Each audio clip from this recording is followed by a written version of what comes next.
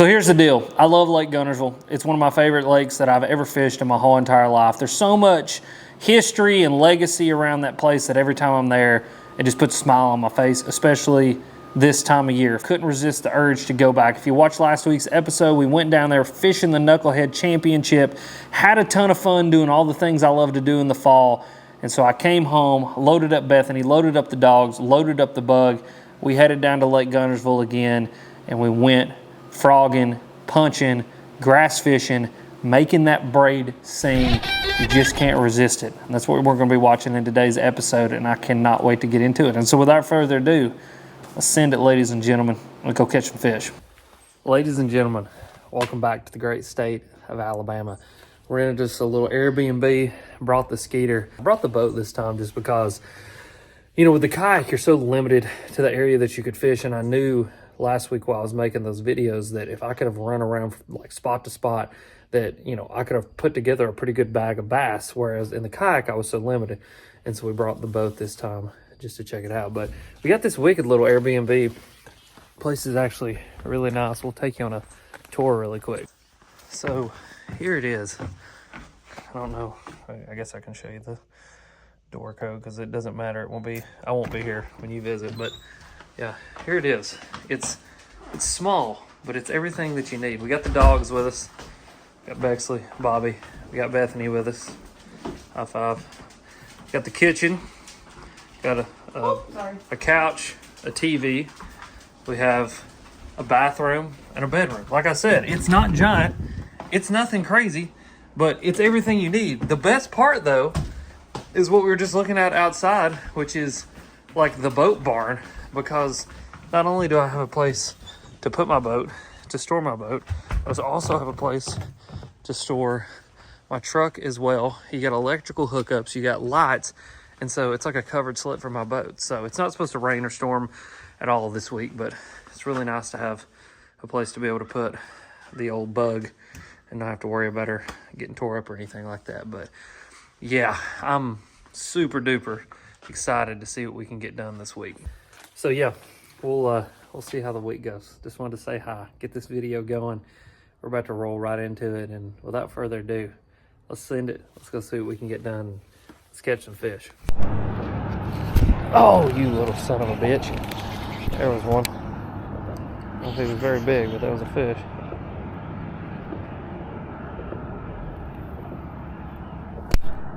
Got it. Come on, get out of there. I don't know if I still got it. Punching. God, if he's in there.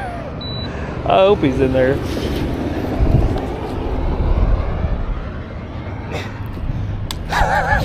If he's in there, he's immobile. He's just sitting in the grass if he's in there. Yeah. Where's he at? Oh yeah, he's in there. He's in there. I feel him. I feel him. Come here, dude. He's like maybe half a pound. I mean, good Lord have mercy. Buddy. Thanks for biting though. That's funny. There you go, man. All right, we'll let you go right over there. Hell, far and fuzzy. That's funny as hell. Mowed up on him too, man. Let's see.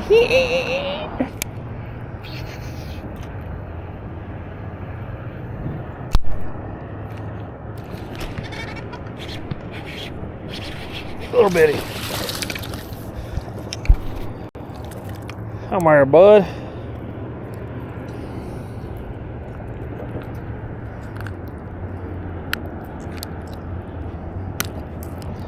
Another little dude. Thanks, buddy.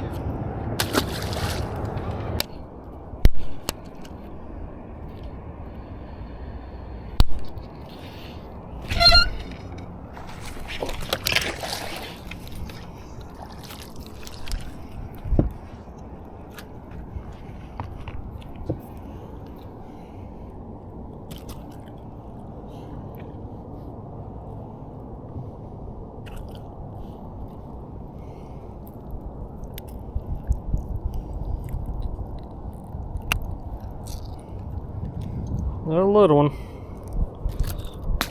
Day one on Guntersville was tough to say the least, but I kind of realized why and understood why because we were there last week, and the week before the main focus was finding clean water. There was a ton of mud and dirty water that had been pushed through the Tennessee River systems because of the flooding that we had up in East Tennessee and Western North Carolina. And I mean, here we are almost 2 months removed from that entire thing, and we're still having this dirty water. It kind of really shows how giant of an impact that it actually was. And a lot of people don't understand that all of that system is connected, you know. So when you look at the Nolichucky, the French Broad, and the Pigeon, all of those dump into Douglas Lake.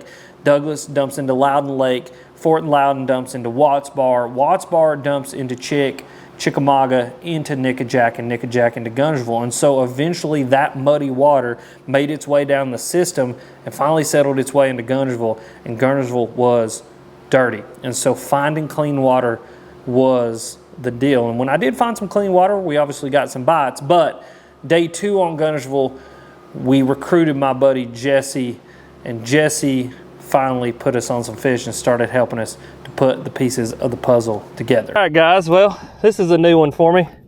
I just punched a catfish. I have never done this before. Oh, we ain't doing that. You're disgusting. I want you out of here. Good Lord, how did I don't even think I hooked him in the mouth. No, I didn't even hook him in the... Golly. Yeah, look at that. Oh, no, nope, it's in the mouth. Never mind, it just fell out. God, that's yeah. He went to roll it. Yeah, he did. Nasty little critter. Well, hell, far. You know, they're nasty, but they're beautiful creatures. I mean, look at that thing. That's a calico. Yeah, that is a wild looking little critter. All right. Thanks, bud. Yep. Golly, them things.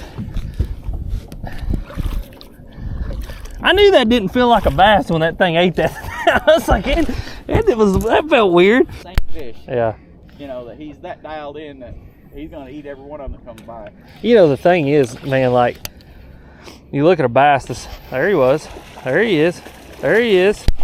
Hell yeah, bro. Good job, man. That's a good one. Hell yeah, brother. Get up in here. Look at there. Not a bad way to start. Look at there. It's a little Look at the spots on it. That's pretty, dude. That's awesome.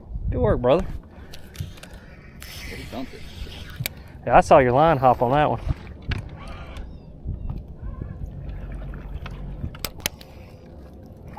I love it when they hit like that. They thump it that hard. Uh-huh. Dude, this is like my favorite bite on planet Earth right here. Because I agree. I love flipping. And so this is just like flipping on steroids.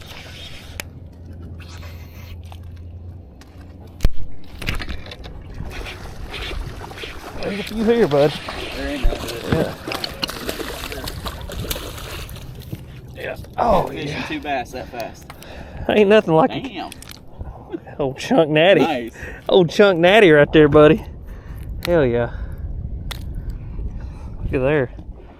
God, I love them built like that. That literally, I've caught 6-pounders, I've caught 8-pounders, I've caught 10-pounders. That build of a fish right there, though, is my favorite one. It's just solid, son. I ain't even got my bait back on yet, and you done stuck another 4-pounder. Fall fishing this time of year, one of the main things I'm going to focus on is the grass. And that's what you're going to see in this episode, is really focusing in on the grass, and the fish that live in that grass is what made me actually put fish into the boat. Now, fish, and particularly bass, love that grass because it provides them with an ambush point. It makes them feel protected. It's oxygenated, and it's a food highway. And so those bass have everything they need in one spot, and to just operate at their absolute peak performance as a bass during the fall time. He didn't. I like, yeah. Completely oblivious. Yeah. Come on, get out of there. Get out of there. There you go. Little bitty.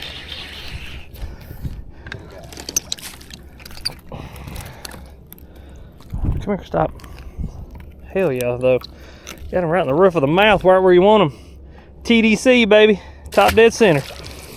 So these bass were using this grass, and the reason they're using that grass is because, like I said, there's a ton of food inside of it. And so that food being inside of that grass is really what holds those fish there the most. That grass with a bunch of bait inside of it, whether it's bait fish, it's bluegill, it's crappie, it's crawdads, whatever it is, was really the kind of big deal. And that's really why we started looking for that current more than anything, because that current is going to push those bait fish, those crawdads, all of that stuff into those grass mats. And as you'll notice, a lot of the fish that we're catching are on these points or anywhere that that current is pushing in. And a lot of the times we'll catch those fish on the current driven side of that vegetation. Even when we get off the main kind of points and the main kind of stuff where a lot of the fish were sitting, as you go down the sides of these grass mats, a lot of the times they're going to be sitting on the side of an isolated grass mat that's pointing up current, which means they probably got their nose into that current and they're just waiting for something to screw up and to swim through that grass,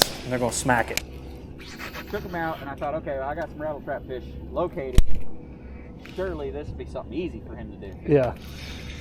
He couldn't figure out how to stick the top of the grass with the rattle trap. And we're in like 9 feet of water. So Yeah. the grass is only like 4 feet tall. Yeah. Shouldn't be that difficult. Yeah. But it's like he couldn't get the pace down. Yeah. So his dad's like, well, he's like, do you have anything else we can do? I said, well, let me ask you this. I said, what type of lake does he fish? And he said he fishes Smith Lake. That's a good one. There we go. Come here. Head up in here. Hell yeah. Heck yeah. That's what I'm talking about. Yeah, look how them fish have changed colors, dude. Just from that little bit of mud. I mean, that's crazy. Hell, I say a little bit of mud. Ain't really a little bit of... Look up, look down. Yeah. There's been about, I don't know, 10 trillion gallons of water run through this lake in the past few days.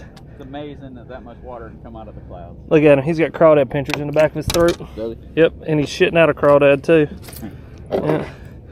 Hell, I don't think they're gonna come out. It's just the antenna now. Oh yeah, I see he's the sucking antenna. them down. Yeah. There you go, I guys. want to see what color it was. God, what a pretty fish. Thanks, buddy. Go back, make some babies.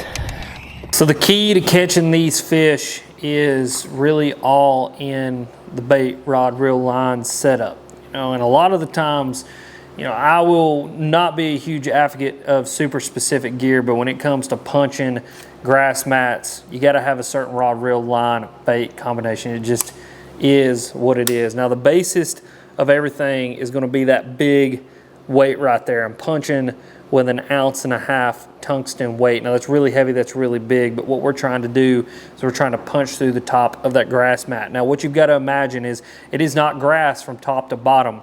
It is about 4 to 5 inches of grass on the top, and once you punch through that, there's a big cavern underneath that those bass are living in. But you got to have that big weight to actually get through the top of the grass. So everything starts with the big weight. Now we're pegging that, taking a little weight peg, and we're pegging that onto a 3/0 straight shank heavy wire flipping hook. Why heavy wire? Again, because when they're in that grass, you hit them in that grass, you want to be able to make sure that that hook's got enough travel that you get good hook penetration into their mouth, but then too, that heavy wire is going to allow you to really wrench on those fish and not have to worry about bending that hook at them. And you're going to notice I crack their ass when I hit them in that mat. I mean, you are swinging the bat on these fish, and that's because you're not only trying to get that fish out of that grass, but potentially trying to get 10 pounds of grass with that fish moving towards you and get them out of there and get them into the boat. Now, the next big key is going to be that braid, 65-pound braid. The braid is going to cut through that grass. That braid acts like a saw. It's going to saw straight through that vegetation. It's going to be able to cut that grass, get it out of your way, and again, get those fish turned and moving towards you. You're going to see a little bit of a pattern here in what I'm saying because we're trying to move the fish toward us. Then, rod reel is really, really important as well. 711 heavy Fenwick World Class. So this is a really big rod, and we want a big rod because when those fish are in that grass, that little bit of extra length is going to allow you to really get a good hook into those fish. It's going to allow you to use that heavy power of that rod to, again, get those fish turned, coming out of that grass and get them into the boat. And then once you get them clear of that grass, that 9-gear ratio reel is going to allow you to pick up that line, keep a hook in those fish's face, and then eventually get them into the boat. Now, bait is important too, but the thing about punching this time of year is you can use a variety of different baits, but I love using some little creature style bait, something that looks like a bluegill, a shad, a crawdad, something like that. Max Scent Creature Hog is a great bait to do that. It's in that kind of 3 to 4 inch profile size, and that's what all of the bait fish and the bluegill that those fish are eating are in. They're falling within that 3 to 4 inch size, and something like a creature hog is going to be perfect for imitating those things that those fish are eating and getting those fish to eat. But most importantly, at the end of the day, it's totally a reaction bite. Again, going back to the kind of basis of everything, that big weight makes that bait drop really fast. And just like a crankbait or a jerkbait or any of those more reactionary style baits, when that bait drops through the top of that grass mat, that weight's going to make it fall fast, and those fish are going to react to it. And that's why they absolutely knock the piss out of this thing. They really ring your bell, is because they are hitting that thing as hard as they possibly can when it passes by their face. Dump it on 2 locations. Yeah. And he said he'll do it the evening before. Yeah. And then he said he'll pull up the next morning. He said, and they have their limit about an hour, hour and a half. That's crazy. Did you hear about them 2 dudes on Watts Bar that they got, well, they didn't get, well, they found out that they were doing this. They were taking bait traps, and they were filling the bait traps full of bait and dropping them, and then going back and fishing those bait traps and catching limits of largemouth off of bait traps like they were structured. There he is. Yep. Nice fish. Yep. No, you get out of there. You get out of That there. bit a minute ago. Yeah, it is. Okay. That's what bit you. Yep. Well, that's all right. Come here, buddy. Come here. Come here. Come here. Come here. I know. I know. I know. I didn't. Yeah, that was the same drop you missed that one. Oh, that's nice. I like that. I like that. Oh, old tree pounder there. It'll be all right. That's fun. That's good stuff. Got this braid wrapped around my pinky. It's going to take my pinky with it if I'm not careful here. Get off there. There we go. Heck yeah. That's awesome. Yeah, probably. Here's the best part. We're not done on Guntersville. We got another video coming.